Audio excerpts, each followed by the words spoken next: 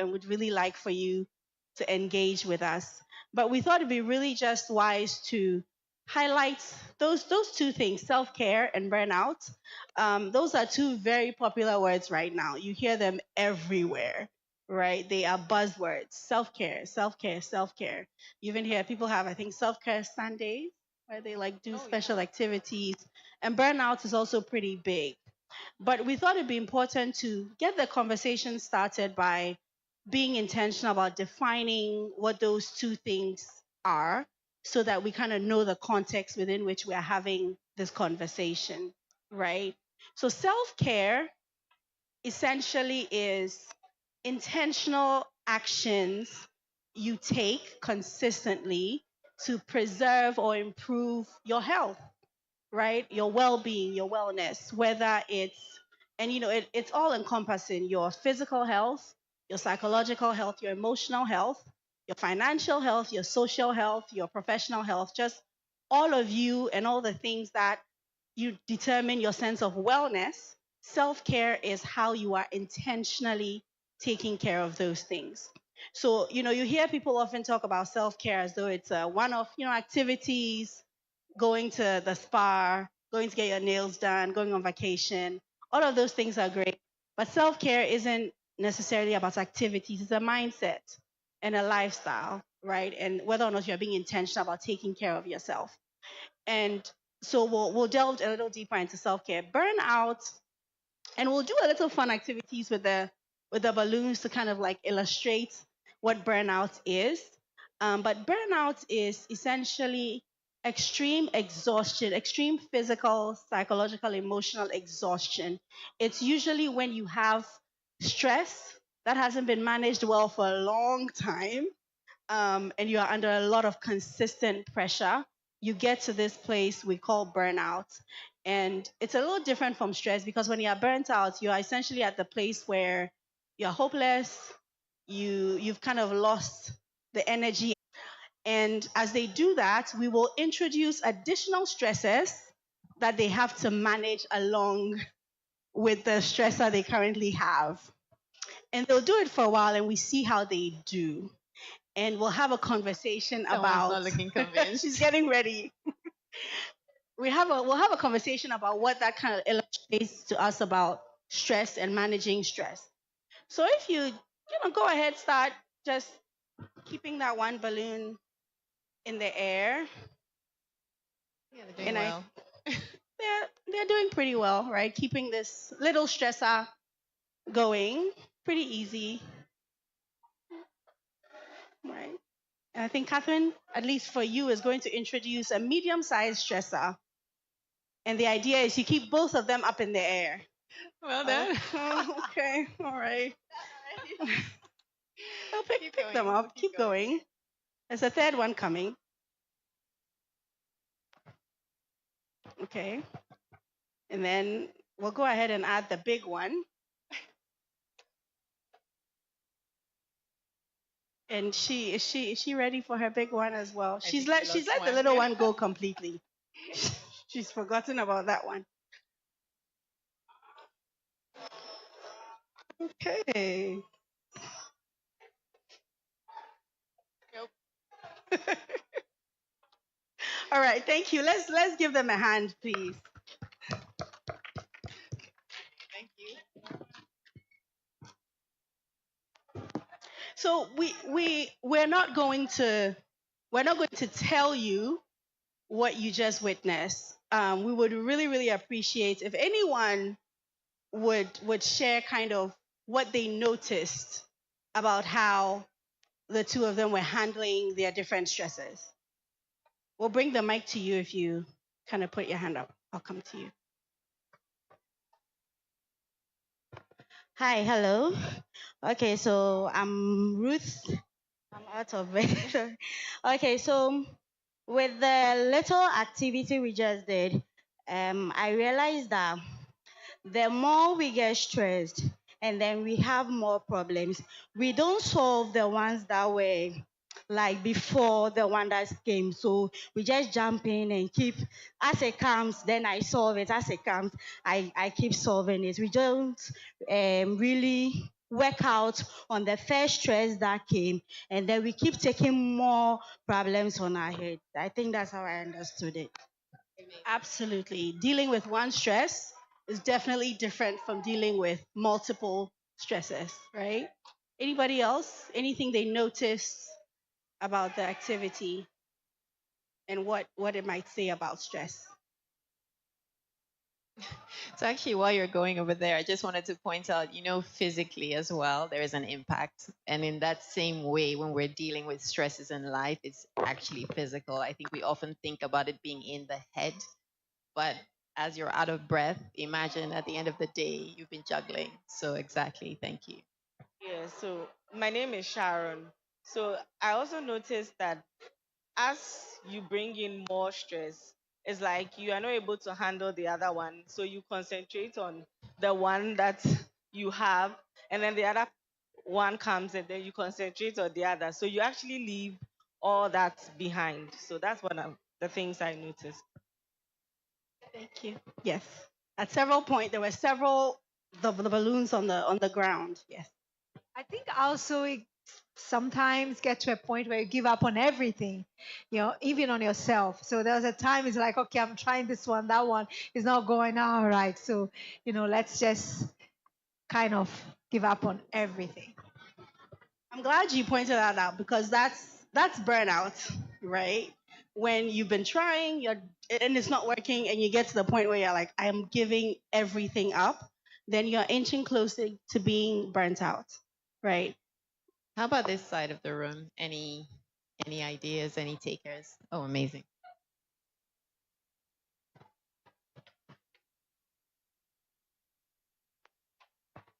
Thank you. I noticed both of them dealt with the stress differently. At a point, one of them left the balloon and was trying to juggle two, but the other was trying to put the three together, juggling nicely. Yeah. Absolutely. We all deal with stress, or we try to deal with stress differently, right? And that's a very important point. But the thing we also really want to highlight is regardless of how you try and deal with it, it impacts our bodies in the same way, right? It has the same physical, psychological, emotional impacts on our bodies. And stress in itself is not a bad thing, right? A lot of times when we say that, people are like, whoa, stress in itself is not a bad thing. If, as we are seated here, for some reason, a huge lion, right, makes its way somehow into the room, all our healthy bodies should immediately go into a state of stress, right? Because there's some danger in the room, and stress kind of prepares us to respond to the danger, right? However, when it gets to a point where even after the lion has been dealt with and it isn't there anymore, you are still in a state of stress, the stress doesn't go away, then we're moving into stress that isn't too good for us, and we're moving closer to burnout, right? Exactly. And I think there is that cutoff. And I think that's the thing. So, the point you were making, everybody handles things differently. People have different bandwidths. So somebody might be able to juggle two balls for longer. Somebody maybe like manages three. But essentially that point that at some point the demand outstrips your resource. And then that's when it just tips into an unhealthy kind of state. Absolutely. And the link here is one of the ways to avoid or prevent burnout is to be intentional about self-care. Right. So we really want to delve into the conversation about self-care because I think there's a way to do self-care that is really, really effective. And sometimes we're not always doing that. But I wanted to throw a question out to you. What are some of the things that make it difficult for us to take care of ourselves as adults?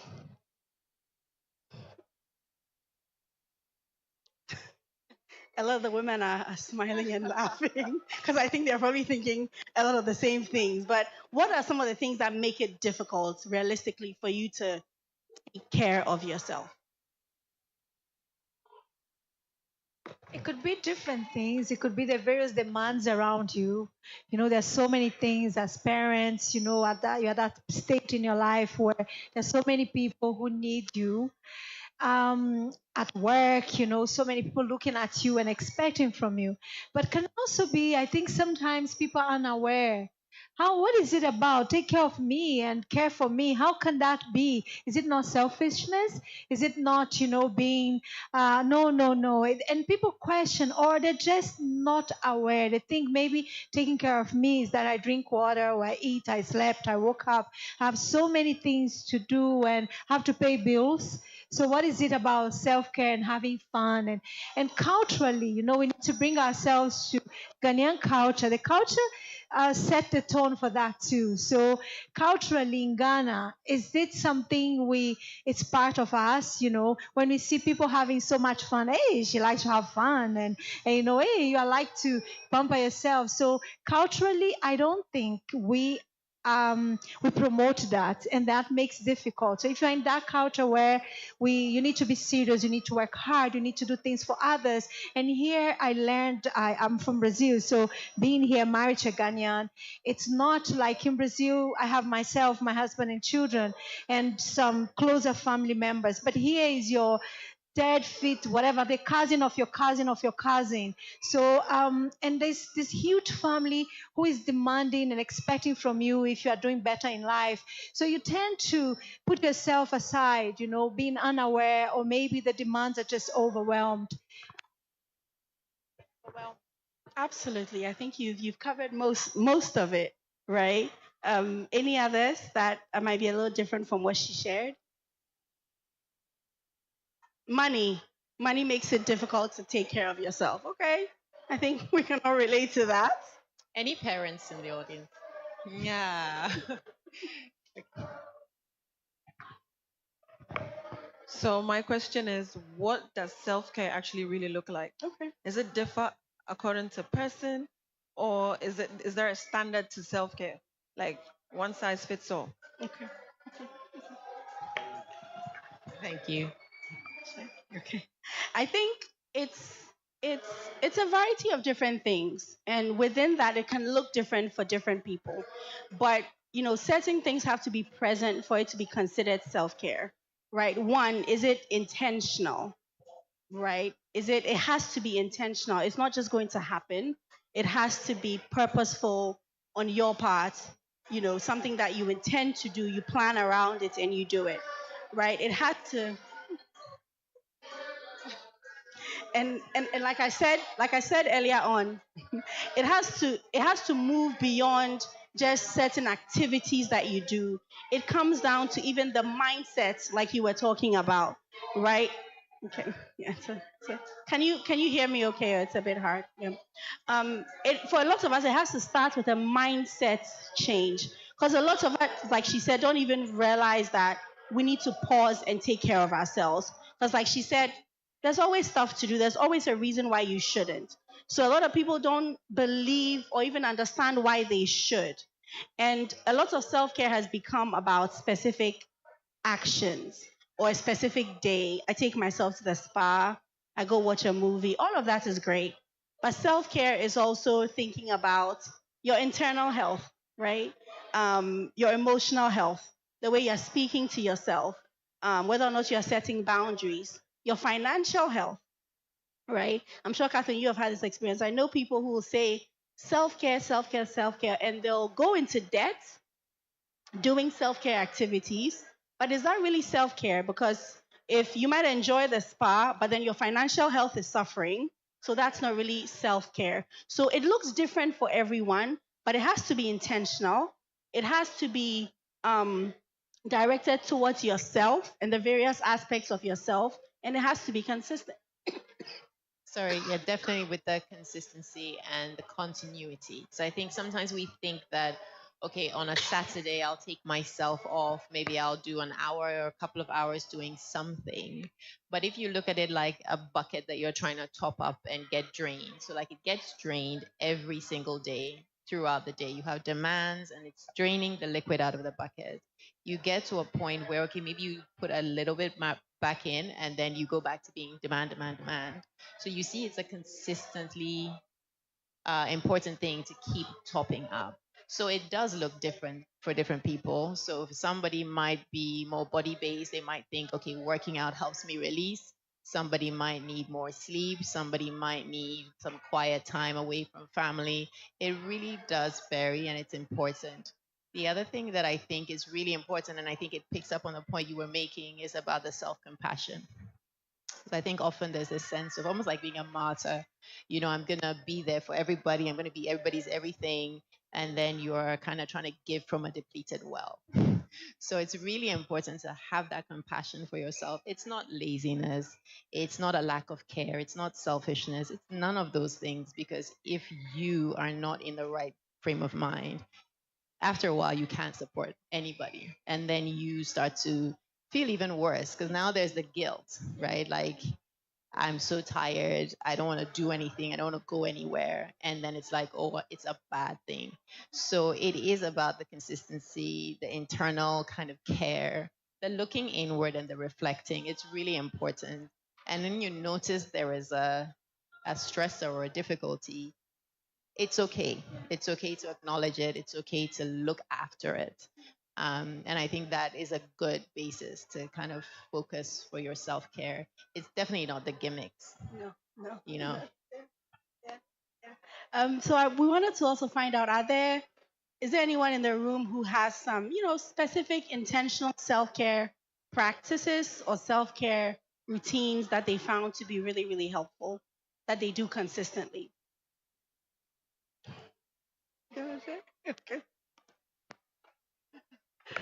Um, there are so many ways and so many practices, but one that it took me time to learn was to say no.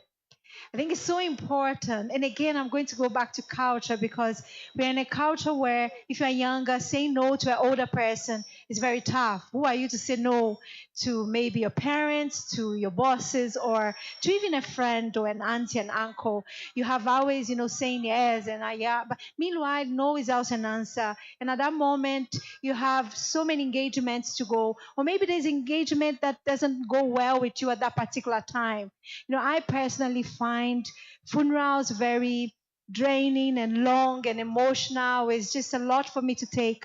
So I learned to easily say no. If at that particular moment going to this place doesn't really resonate, or the intention, or doesn't mean really much, or maybe I don't feel like going. So we need to learn to say no. And we also need to learn to not take people's no personal.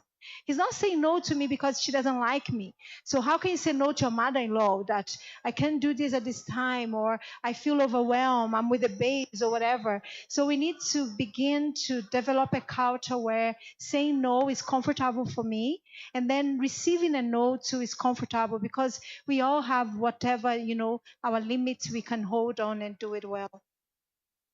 Absolutely. Thank you for that. I think it also speaks generally to setting boundaries, right? When it comes to your resources. So sorry, I went out a bit, but I wanted to find out if this is also like a self care. So for me, there are 4 Saturdays in a month, and 2 of the Saturdays are like for me. So like if you have a program, it should fit. For me, the 2 other Saturdays is like I don't know whatever I'll do, but I would be it's for me. No matter what comes my way, I make it mine. So I realized that at a point in my life, I was always busy over the weekend. I was going to programs every Saturday, Sunday, and then during the week, I get so tired because work is also draining and all of that. Yes, so that's what I decided to do. And I think I've been doing it for like the last 3 years now, and it's been helping me. So, not that I will not come for any program, but once out of the 4 Saturdays, if we have like 3 programs, then I'm selecting the one that I have to come. Yes. So for this particular day, one program has happened. So I don't know. The other Saturday maybe for me or something. So I actually plan those weekends. So I don't know if it's also like a self care activity. I think it is. Yeah, because That's I mean, amazing. yeah, it's amazing. You've set specific boundaries around your time and what you're going to use your time for. And it sounds as though on those other days you're being intentional about spending time with yourself and doing things with yourself. What about the gentlemen in the room? Because I know generally with these conversations, the gentlemen tend to, you do self care. There are very few of you, so I will, it's not like we are picking on you, but Come. do the gentlemen in the room do, or even think about self care? They are always in self care mode. Is that true? Yeah, always in. So what kind of things do you do for self care? Take it easy. Okay. What football, soccer,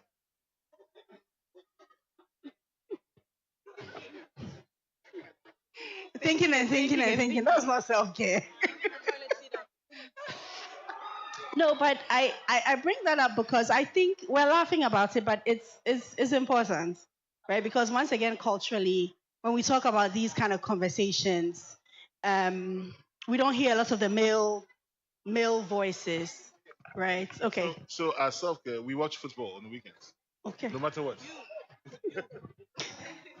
According to them, itself, yeah, but you seem very stressed about it, especially when it doesn't Getting go heat. your way.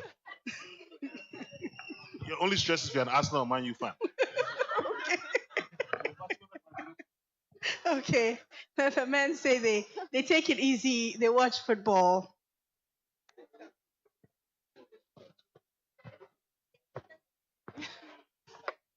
Thank you. I have a question regarding self care, selfishness, being able to say no when you have to in healthy ways. Glad to meet you. What's your take on, per your expertise and experience, what is proper self care hygiene? Sometimes when we're saying no, it's not from a place of, purity. Sometimes you can tell that, well, for myself, to be honest, I can tell I'm saying no, not out of self care, but out of frustration. Oh, why are you coming to me, so much? And it's unhygienic, right? If you're talking about, self care and all. And can you tell us what it looks like when you're indulging in, especially emotional and psychological self care that's not healthy? Because sometimes you're indulging in something so called health self care, but it's causing you more stresses. Because for me, I would say no, walk away, and I feel like, oh, I've gotten the job off of my shoulder. But mentally, I do know that I was rude, not for myself, but just to get that job behind me. Because when I get overwhelmed with a lot of work, then I'm stressed. Right. Thank you. Yeah, that's you see the point you just made there about when you get overwhelmed, because at that point you're already, your bucket is depleted. So your response maybe is coming from a place of shortness, from a place of lack, really. So I think it's about starting to learn how to identify in ourselves when we need to take a step back. So, what are your signs? For me, it's sleep. When I don't get sleep, after a while, I start getting very ratty, very short tempered. So then I know, okay, tonight I need to get an early night. So it's starting to understand your, I guess we call them like early warning signs, right? Like what is telling you that you are becoming tired, you're becoming worn out, things are feeling too much, the demands, and stepping in earlier. And I guess sometimes we need to learn how to practice, like you're saying, actually practice what it's like to say no. And there are many different ways to say no, right? No doesn't have to sound like no. No can sound like, okay, this doesn't work for me right now. Can I get back to you? Can we book a different date? There's many different ways of saying no. And I think it's you finding what feels comfortable so that you can say it earlier. Because I think sometimes we hold on and hold on and hold on, and then we're like, it just bursts out of us, and then we feel bad. And then it repeats the cycle. I don't know if that sort of fits with what you were thinking. I mean, I think you were saying there are some ways in which psychologically, emotionally we practice self-care, but it's not from a healthy place, right? And I think what Catherine is saying is that if once you notice that, then there's some work you need to do around how it is that you get to that point. That in itself is self-care, right? And I think that starts with awareness. A lot of us have very poor awareness when it comes to our emotional state and how our emotions, the thing with emotions is whether you acknowledge them or you are in denial about them. They exist. And not only do they exist, they interact and interfere with everything you do every day. Everything we do is emotional. A lot of us, a lot of the men, right? You hear them say, I'm not an emotional person. There are no emotions involved. But if your brain is working like it should, and the part of your brain that's responsible for generating emotions is functioning, then we are constantly engaging with our emotions, but we're not aware of it. And so, one of the things that maybe can help with that is being intentional about starting to be aware of your emotional state constantly. Because a lot of our psychological care has to do with how our emotions and our thoughts are impacting us, right? So, paying attention to, okay, how do I do during the day? What are the things that emotionally, make me feel low, make me feel high? How does interacting with this person make me feel? When I'm when I'm done doing this thing, how does it make me feel? Because once you do that, then you'll be able to notice when you are headed towards being overwhelmed, right? And with that, we always want to try and catch it before it gets to the point where the ball is already rolling down the hill and we are literally trying to play catch up. But you can't do that unless you are actively checking in on yourself. One simple activity you can do is just a daily check-in. And it doesn't have to be anything dramatic. You don't need to sit down and write. You can do it in the shower, you can do it at the end of your day. Just check in with yourself. How am I doing today? And then go a little deeper. Where do I notice my emotions have been throughout the day today? What felt good? What didn't feel good? And when you do that, you'll start to notice patterns, right? And patterns are amazing because patterns always lead us to something. You'll notice every time I'm done talking to this person in the office, I'm angry. Or every time I do this, I come away feeling anxious. And you'll start to notice those patterns. And once you have that information, then you can start to do something about it. Right? But I think it's increasing your self awareness so that you get to know when you are getting to that place of overwhelm, when you're in the place where those are the things that are driving your decisions. And just the last thing I'll say about selfishness, we all struggle with selfishness. But selfishness is when you are concerned about yourself solely. Only you don't care about anybody else. What we are talking about here is not saying I don't care about anybody else. What we are saying is I care about myself too, right? And even in addition to caring about myself too, I'm moving myself up the priority list, right? In terms of what I put my resources towards.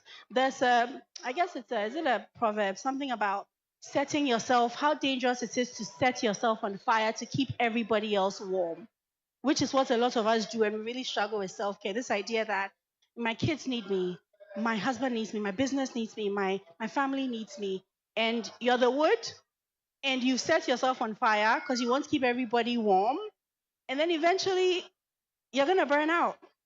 And then the people you were concerned about keeping warm are gonna get cold because you're burnt out anyway, right? So actually, one of the best things you can do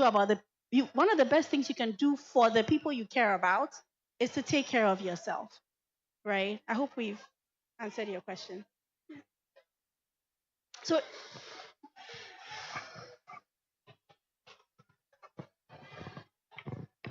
I'm very sorry. The explanation is very brilliant and I appreciate it. I think that there's a bit of sometimes we are selfish in the attempt to practice self-care. That's what I was trying to bring absolutely, up. But I really appreciate the analogy yeah, you made about setting yourself yeah, on fire yeah, to keep other yeah, people yeah, warm, but yeah, you end up getting burned out and they're yeah, still cold. yeah, yeah, Thank yeah. you very much. You're welcome. Any other self-care practices or questions about self-care burnout?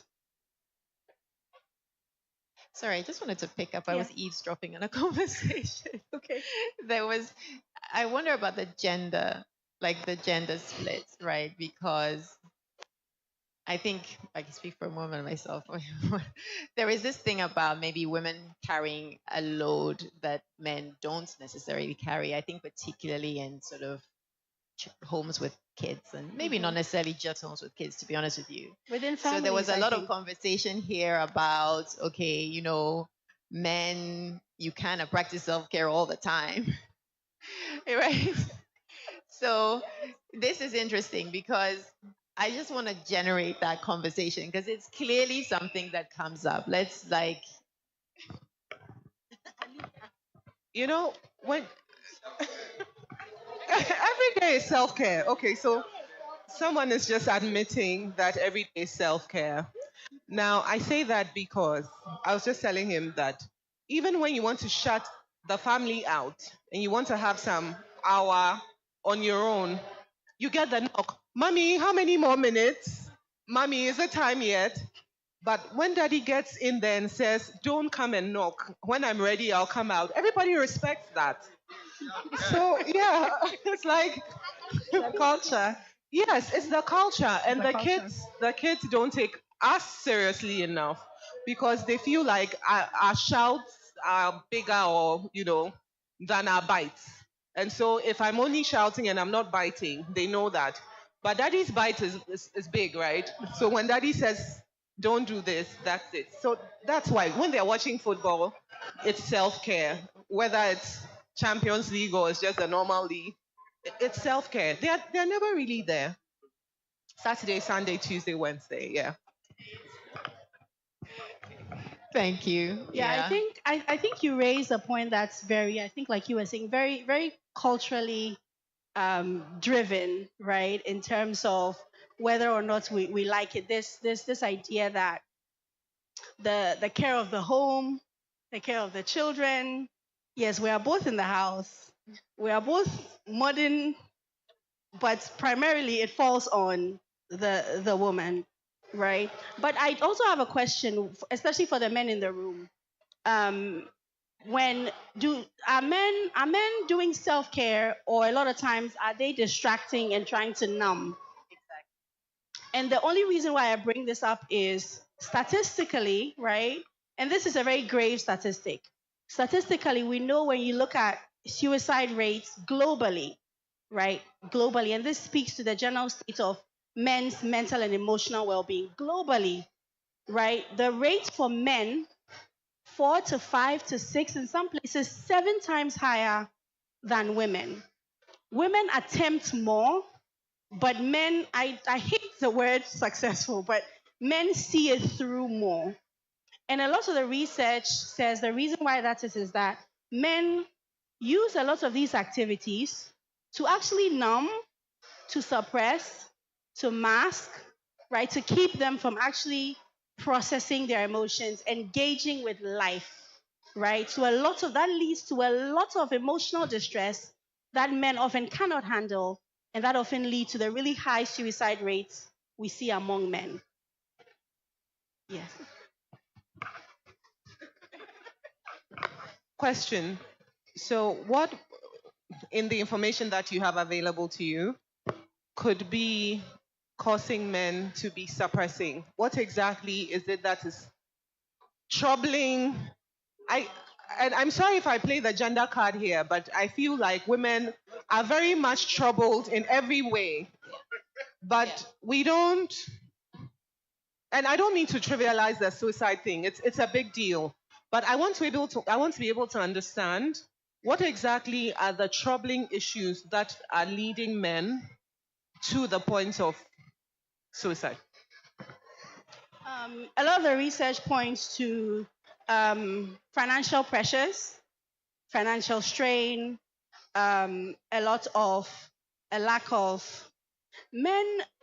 Men have a lot of traumatic experiences that they don't process, right? Especially from childhood, right? And and what leads to them suppressing is a lot of times culturally, we don't make it okay for them to express, right? If two people are to burst out crying in this room right now, and one is a man and one is a woman, our instinctive reaction will be different towards the man and towards the woman, right? And so yes, women deal with really weighty issues. So do men. But what the research says is men really do not have the space a lot of times to process and express, whereas women do it a lot. So women tend not to have a build-up of unprocessed emotions, even though they are also dealing with ridiculous stuff, right? They don't know how. They are not taught how. We don't make it okay as a culture for them to do it. That's why we tell little boys don't cry, or men don't cry, because crying is a way to process, Yeah. right? Or you're a man, deal with it like a man. Bema and soon, like all of those things. They hear it over and over and over and over again. And the message is, when you're feeling something, you keep it inside.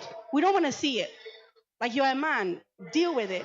Whereas with us women, it's a lot more acceptable for us to cry and be and shout and vent, and in doing that, sometimes we don't mean to, but we are actually getting stuff out, right? Yeah. And that's why, yes, even though women attempt more, men go through with suicide at a much higher rate, because usually by the time they get to that point, there's so much stuff they haven't processed that there's no walking back from it. I don't know if that answers the question. Yeah, but I think there's also that part that you were making there about almost like the intentional element of the self care, right? Because sometimes, you're watching something, you're distracted, you're not actually dealing with it. And I think if you find a group of women, they're usually talking about stuff. They are complaining about something. They're getting it off their chest. Men will sit together in a group and watch a sports match, or like it's a generalization. I get it, but generally speaking, you're not really talking. Often I'll ask my clients, "Who do you talk to?" And they're not really talking to anyone. They're talking, but it's like keeping it all very surface, and it builds up, and then there's no outlet, and then it just all creates this sort of sense of hopelessness, like I don't know what to do. And that's where this idea of life is not worth living comes in. Yeah, okay. So what I know is, for men in particular, uh, it's more like society is expecting more from you because you are masculine, because you are a boy, and uh, but then a man's world is something else, and we want to deal with issues one after the other, and you have to space the first one from the second one, give it time. And if I deal with one today, I should be dealing with the other one in 3 months' time. You don't have to pile the things here and there. And you're going to throw me out of the house, and then the next moment you get that thing. That's what happens to men. Yeah, so that's it. You cannot take it, you run away from home, and that's the end of the story. Thank you. I, I think all these points we're raising are so amazing. The time, but I want to point out. I think just bringing it back to, so what can we do, right? It's important that we realize that a lot of what we are describing, even in terms of how men and women process and how that's different, that's conditioning. It's how we've been nurtured. It's not a nature thing. Because when you take the female brain, the male brain, when it comes to being able to experience the full range of human emotions, the male can, the female can. But it's that nurturing and conditioning that starts to teach us that, men are more logical, and so they tend to more lean into the more logical parts of their brain. But their emotions are present. They are there, and it's working and it's moving, but they don't have a handle on it. So when you recognize that it's nurturing and conditioning, then it gives us a sense of agency and helps us to know there's actually something we can do about it, right? There are lots of men in therapy trying to figure out how to have a better relationship with their emotions, right? And there's nothing wrong with that. And I also think, as a culture, conversations like this are important. Making it okay for both men and women to be able to express these things are important. And I think we are all responsible for creating, an atmosphere that allows and makes it safe for both men and women to express their emotions, right? Yeah, definitely. I think the question is, we always or encourage people to say, "How are you?" Actually ask your next person, "How are you?" and mean it. Not like, "Oh, how are you? I'm fine," and we move on. It's like, actually, "How are you?" And then we practice that with ourselves, as Dr. Carol was saying earlier, like, "How am I? How am I doing? Am I good? Am I not?" And if I'm not, it's okay, right? Because I always describe it as emotions being like energy. Energy doesn't disappear, it just morphs into something else. So if you're struggling with something and you're not acknowledging it, you might start having chronic headaches, chronic back pain, chronic something, or you don't want to leave the house, or you're distracted at work, or it comes out in some way. So if you know you're kind of not quite yourself, that's usually a sign. And we know enough to recognize that stuff and then take action. And okay, One more thing I just want to add.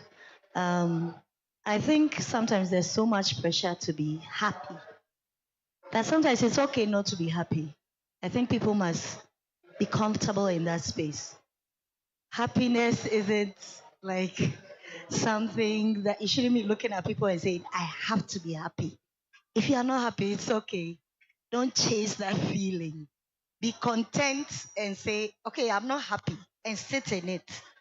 Chasing that feeling is also some kind of stress and can cause you depression. So stay in it. You're not happy today. It's okay to cry. It's okay to be not happy and accept it. Maybe tomorrow you'll be happy, but it's okay. Amazing. There's So, actually a book called The Happiness Trap, right? It's all about that. so how do I stay in not being happy? so very quickly, we're actually not supposed to be happy all the time because happiness is an emotion. And like all emotions, they are supposed to be transitory. Something happens, you feel it. And how do you, I'll get to the question. You feel it, you are supposed to take a specific message. It comes to give you a specific message. When you're angry, there's a reason. When you're happy, there's a reason. When you're sad, there's a reason. And so, how you sit in it, like she's saying, is you allow yourself to feel it. Because what we do is, when we are unhappy, or when we are sad, we try and pile happiness onto the sadness without sitting with the sadness to figure out why am I sad. Because emotions don't want to stay, they want to deliver a message and go. They are supposed to pass through us. So if you sit with the sadness, allow yourself to feel it, take what message you need to take from it, you then release it, right? And then you have the capacity to be happy. But what a lot of us do is we try and ignore the sadness, and we do it with ourselves, we do it with other people. When somebody tells you they are sad, you are quickly trying to think of, what can I do to make you happy? When really what you need to do is, how can I sit with you until the sadness passes? And then you have the capacity for happiness, right? But it's absolutely true. We are not supposed to be in a state of happiness all the time because you're supposed to feel it, release, so that other emotions can come through. But with a lot of these things we're talking about, if you find that these are things you struggle with, please don't feel overwhelmed, right? None of us are born knowing how to do these things. They're like muscles we build and we get better at by practicing, right? So just idea of just learning to sit with what you're feeling, right? And asking the feeling, why are you here? What are you trying to tell me? Once you get the message, allowing it to go so that you create room for whatever emotion needs to come through, right? We've been told I think we're out of time now, but we'll take one final question. About what you are saying, I think if you are not happy or you are sad, you should try to snap out of it. You know me, when I'm sad, I can come. Maybe I'm unhappy. I just announce to everybody that today I'm not feeling happy because I don't want to transfer that emotion to somebody else. Somebody will feel it's done something to you. So I just say that. Then I try to snap out of it. When I tell myself I'm happy, I feel it lifts my mood. Then I feel better. So I would prefer to say I'm happy because if I tell myself I say I'm not happy, within a short time I can even. So I try to snap out of it. Thank you. I think that is such an issue that comes up with sitting with emotions. When I say to clients, they're always like, oh, but I'm going to get stuck in the feeling. The feeling is going to stay. And I think this is the thing. It moves through. It actually doesn't get stuck. There's research that shows something like, at your worst point of upset, it passes in like 7 seconds. So there's like some statistic like that. It's like even in your most intense moment, it goes up, it peaks, and it drops down. What we're saying is if you try and like move around that or squash it and pretend like it's not there, it actually ends up bottling up. So you might move through the day, but you might find you bounce back to that place of I'm not happy again, and it starts to happen quicker and quicker. So actually, the sitting with it isn't to sit with it and be stuck with it, it's to sit with it and soothe yourself, like comfort yourself. Like if somebody came to you crying, and instead of saying, oh, no, no, stop crying, you say, oh, come, let me give you a hug. What's wrong? What's happened? You actually diffuse the feeling faster than, oh, no, no, no, no, like, sharpen up and let's move. It's what we learn to do to ourselves. And I think that's part of that, sometimes that cultural thing, right? Like your emotions just need to be tucked away. And actually, like you're saying, emotions are flags. They're telling you something is up. Pay attention. You might be able to work it out. And then you find yourself coming back to that place of feeling, more content. But I think it's the importance of not shoving it away and like marshaling yourself up, I think. But, there are times when you just need to pick up, and there are times like that, right? You maybe need to get through the day and it's like, okay, I don't have the space right now, but try and make the space to come back and just review a little bit of, oh, I had that feeling this morning. What was going on? What was it? The self check-in that you were talking about earlier, Dr. Carol. It's that type of, you might not always feel in the space to deal with it, but try and come back and try and actually review what's been going on. Absolutely. So I think we're definitely out of time. Thank you all very much. I think the final thing we'll leave with you is to be intentional, right? Really think about, and even as we're going to the end of the year, as you're thinking about setting goals for yourself next year, be intentional about setting goals around your self care, your emotional well being, your mental well being, and be intentional about following through with those goals. Thank you all very much. Thank Thank you. you. Thank you.